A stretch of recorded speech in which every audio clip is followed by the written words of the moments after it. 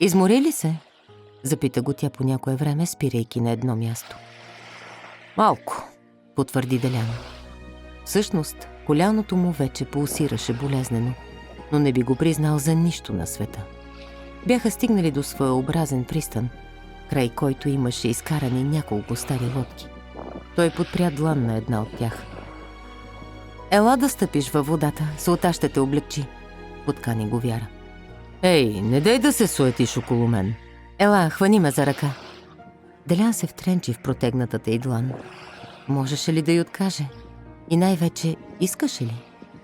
Точно в този момент не искаше нищо друго, освен да я сграбчи и да я притисне до устните си. Не знаеше дали тя му предложи ръката си, защото бе доловила притеснението му, че може да изгуби равновесие във водата.